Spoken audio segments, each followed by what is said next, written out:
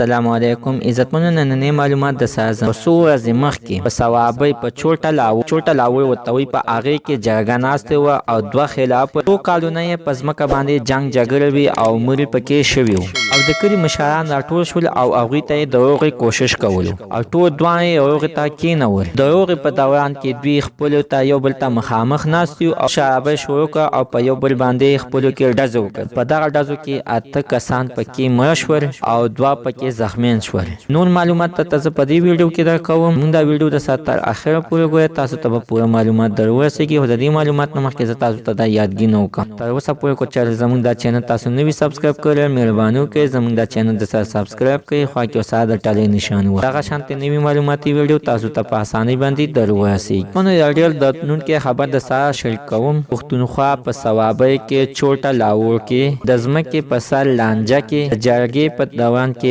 8 کسان جدي شوي دي تفصیلاتو په وینا ویل کېږي یو مشر په اوجه کې د 2 ګروپونو ترمنځ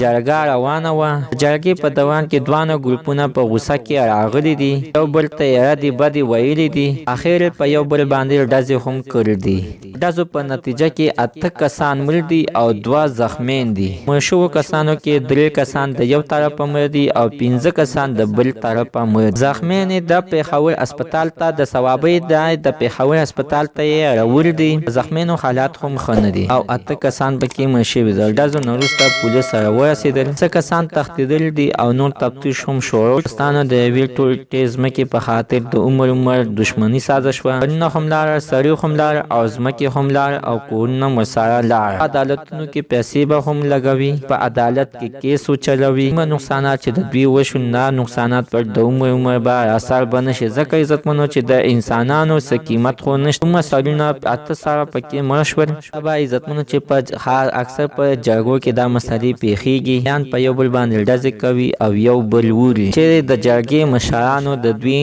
په سر باندې پیسې اخیستې وي دوی ته د جرګې مشرانو ته پکار دي چې دوی ته د جرګې په دوران کې یعنی اسلحه ماشین تمانچه پرې نږدي جرګې په دوران کې جنګ جګړه موشي او دوی سره ماشین تمانچه اسلحه نه وي نو دوی هغه ټیم کې څوک سپیره به وچلوي خو نور به داسې څه نقصان به یو بل ته اوبه نه رسوي عزتمنو زموږ سره د صوابۍ په باره کې نننۍ معلومات ته د دې پورې د نوي معلوماتو لپاره زموږ همدا چینل د سره سبسکرایب کړئ خوا کې ورسره د ټلۍ نشان ووهئ هر یوه نوي معلوماتي ویډیو تاسو ته په اسانۍ باندې در ورسېږي